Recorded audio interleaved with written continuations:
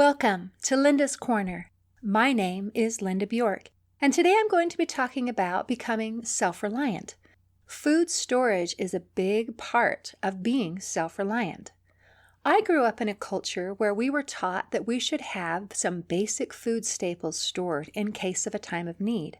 There is a famous quote by Ezra Taft Benson, who had served as the Secretary of Agriculture under the Eisenhower administration, and he really understood food production and distribution.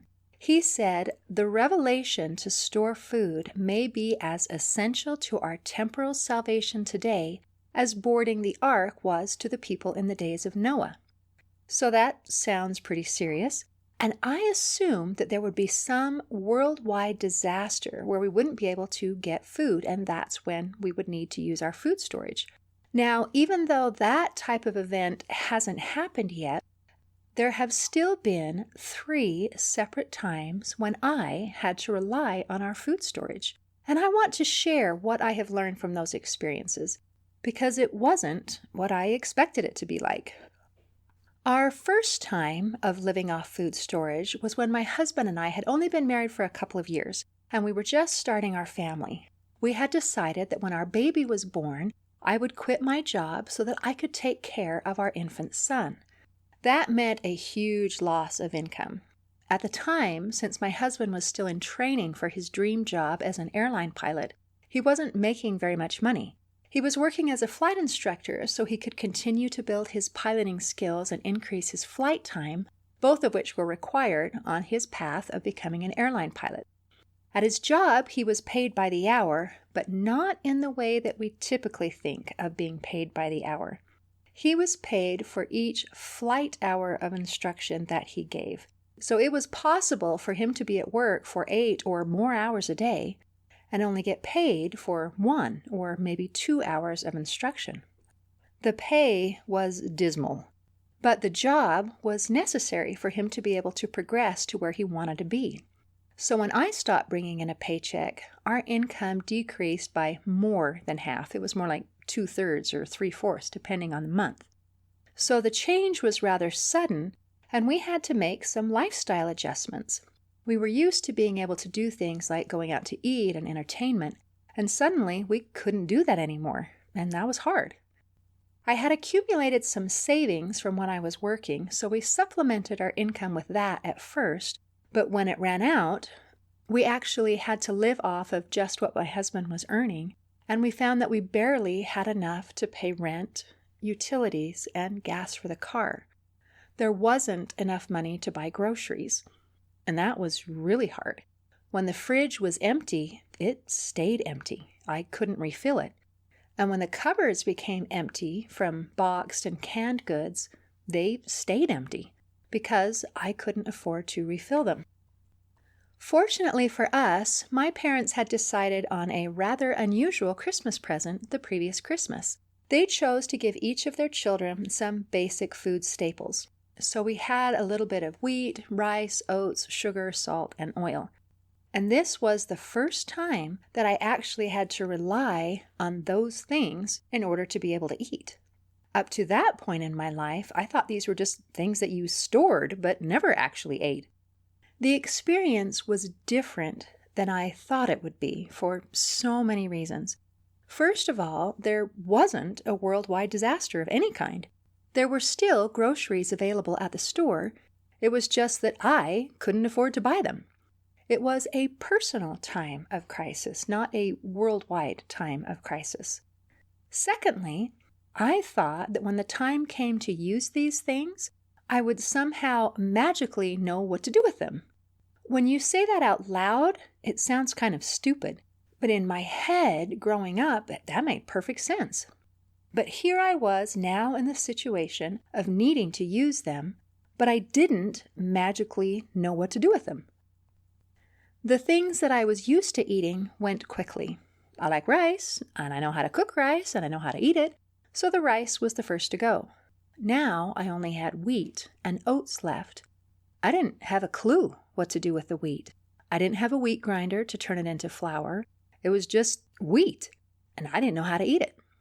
So that meant that the only thing I had left was the oats. I knew how to make oatmeal, But now we come to another lesson that I learned from living off of food storage. I had thought that when the time came that I would need to use it, somehow I would magically like everything that I had stored. Again, when you say that out loud, it sounds kind of stupid, but in my head growing up, it made perfect sense. I figured that when you need food storage, you'll be super hungry, so everything will taste good and you'll just be grateful to have food. Well, I wasn't to the point of starvation yet. I just couldn't buy food. And I still didn't like what I didn't like. And I don't really like oatmeal. When I was growing up, we had the exact same breakfast every day. It was a bowl of either cracked wheat cereal or oatmeal, and we called them mush. So we had mush every day for breakfast, and I hated it every day. Each morning, I would rush to the table first so that I could choose the smallest bowl and choke it down. And I vowed that when I grew up and had a choice, I would never eat mush again. So here I was as an adult with nothing in the cupboards but some rolled oats, and I just couldn't bring myself to make oatmeal. Surely there had to be something else. So I learned how to make granola with the ingredients I had, plus a few things I borrowed from my mom. And we had granola for breakfast, lunch, and dinner for months, because that was the only thing that I knew how to make and was willing to eat from the ingredients I had available. I took a small job cleaning a house for an elderly couple a few hours each week. It was one of the few options where I could take my infant son with me. So I was able to supplement our income enough so that we could buy milk and a few things. When I went to the grocery store, I had to make a list of what we absolutely needed: diapers, milk, toilet paper, things like that. And I would bring my $20 bill and carefully add the cost of each item with a calculator and figure in the tax, because I did not want to get to the counter and not have enough money. I would have been so embarrassed. I thought so many times, man, if I could ever get to the point where I can go to the grocery store and not have to add it up before I get to the counter, but I could just get whatever I wanted, I would be rich. That was my financial dream at the time. Later on, a neighbor who had a peach tree offered to let me have their peaches, so I picked peaches and canned them. As a child, I had learned how to can apricots and peaches with my mom. I thought it was just something you did so you could have yummy smoothies. But this time, it was a source of food that offered nutrition and variety to our diet. So here's another lesson I learned about food storage. Our preparation is not only about what we store, it's also about the skill set that we have. The skills that I had and the skills that I didn't have were all components of our self-reliance. And this was back in the olden days before the internet was a thing, so I couldn't just look stuff up on YouTube and Pinterest. And at the time, I wasn't feeling super creative and inventive. I was struggling with stress and discouragement and feelings of hopelessness, so I wasn't feeling confident and creative. I was just in survival mode. So that's part of the reason why we ate granola every day. I couldn't think of anything else to make. So we weathered that storm, and I'm sure someone else could have done a better job, but what we did was enough to survive and move on. So it was good enough. The next time we had to rely on our food storage was several years later. By now, my husband has a much better job. He's an airline pilot with a regional airline. We're not super rich, but we have sufficient for our needs, which is a wonderful place to be. One Sunday, when we were at church, our bishop gave a lesson about being self-reliant. He finished the lesson by calling out the names of a few families and challenging them to live off of what they had, and they couldn't go to the store for a specified period of time. And now I can't remember if it was 1 week or 2 weeks. This happened a long time ago. And of course, our family was one of the families selected for the challenge. Since this was a simulation and not a real emergency, we asked for some clarification of the rules. One person asked, "Are we allowed to buy gas?" And that got me wondering, how much gas do we currently have in the car? And what would happen if we couldn't buy gas? One time, my sister's family was on vacation in California and they had a power outage, and they were stuck because they couldn't buy gas because the pumps were run on electricity. They couldn't drive home until the power was restored. I thought that was a really interesting and kind of frightening scenario. I think it's a really good idea to not wait until the gas tank is nearly empty to refill it. It's much better to not allow the tank to go below, say, a quarter tank. In our simulation, our bishop asked us to try to make it with the gas we currently had in the tank. But if it meant that we couldn't get to work, then we could bend the rules and go by gas. The next question someone asked was, are we allowed to trade with other families who are also doing the experiment? Now that question just kind of rocked my world. It changed it from a personal experiment to a community experiment.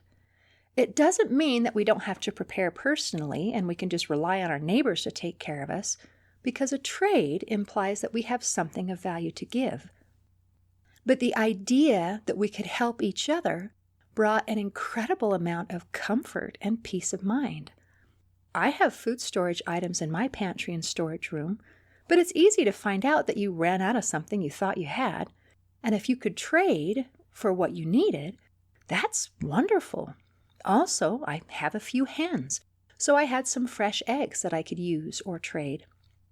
The simulation experiment was a great wake-up call. It was an excellent reality check to see where we are today in our preparation. The third time we had to rely on our food storage was during the COVID pandemic. This time was kind of the opposite of our first experience using food storage. This time we had enough money to buy food and supplies, but there weren't any food or supplies in the stores to purchase. This was the first time in my life where I've seen empty shelves at the grocery stores. We couldn't buy toilet paper or bottled water. We couldn't buy fresh produce or canned goods for a while. You didn't need a grocery list when you went to the store because the decision was made for you. You just bought whatever was left on the shelves. Because we had a case of toilet paper in our storage room, we didn't feel a sense of panic like many others were feeling. We did get uncomfortably low on some supplies before these items were available again, but we were okay. It is a really good reminder that food storage is not just about food. It's about being one step ahead in the things that we need on a regular basis, like toilet paper, diapers, feminine hygiene, toothpaste, and so on. So, I've learned a few things about self-reliance and food storage over the years, and we're not perfect by any stretch of the imagination, but I feel prepared enough that I'm not afraid. It hurt my heart to see the panic that so many people showed during this past year of COVID pandemic, especially at the beginning. There is a saying that if you are prepared, you don't need to fear, and that's really what self-reliance and food storage are about. So, if you don't have food storage, I highly recommend that you begin to create a personal supply in case of a time of need. And here are a few suggestions to get started. It's very helpful to have items on hand that your family regularly eats. There is a saying that we should store what we eat and eat what we store. So you can create a budget of what you can afford, perhaps an extra $20 each time you go to the store, and buy an extra 1 or 2 boxes or cans of whatever you're getting, and store those for later use. And I'm talking about shelf-stable things, not things that can go in the fridge. And also, don't forget items like toilet paper, toothpaste, vitamins, necessary medication, and pet food. I remember a neighbor who was struggling with underemployment, and the kids didn't have food for the dog, and it just broke their hearts. So if we just buy a little extra each time we go to the store and continue building a supply, then that will put us in a good place in case we need to use it later. Now, let's talk about the basic staples. There is a really good reason why people store things like wheat, oats, rice, beans, salt, sugar, and oil. All of these things, except for the oil, have a 20 to 30 year shelf life. That means that you can store them and not worry about them going bad before you have to use them. Sometimes we might buy a case of something when it's on sale that we don't normally use, thinking that we're building our food storage. And then we find out that the cans have expired and we have to throw them out.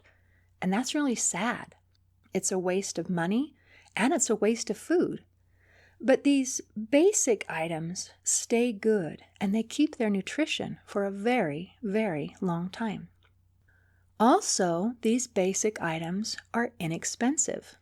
When people have a goal of maybe obtaining a 3-month supply of food or a year's supply of food to have on hand, it's incredibly expensive to try to store a year's supply of things that we normally eat. And it also takes up a lot of space.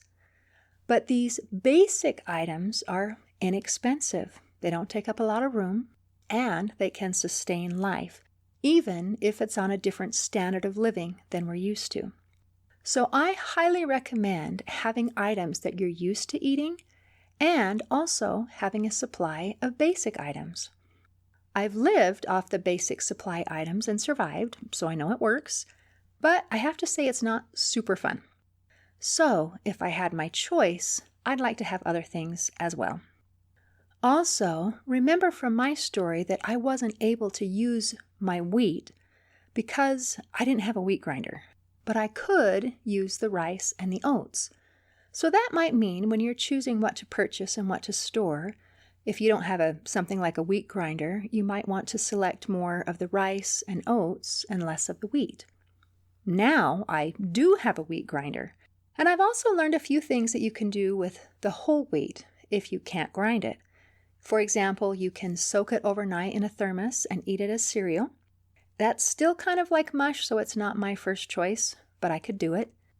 Also, wheat can be sprouted and eaten that way, which multiplies its nutritional value exponentially. So there are ways that you can eat wheat, even if you don't have a wheat grinder, that I didn't know about back then. Also, spices and condiments are really important when you're cooking using basic food items. Having something like chicken bouillon cubes and soy sauce on hand can make all the difference in the world. It can help rice taste like a meal rather than tasting like nothing. I used salt, cinnamon, and vanilla flavoring when I was making granola all the time. Basics without spices taste really bland. Spices help make basic foods become more palatable.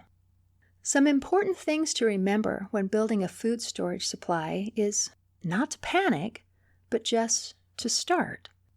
During this past year of dealing with COVID, we saw the results of panic. It leads to empty shelves and then creating a situation so that other people can't get what they need. It's so much better to build gradually and consistently. In closing, I'd like to share a quote by Cyros. He said, "Remember, when disaster strikes, the time to prepare has passed." This week, when you go to the store, I invite you to become better prepared by buying at least one extra box, bag, or can of food and setting it aside in your pantry or storage room for a future time of need. See you next time on Linda's Corner.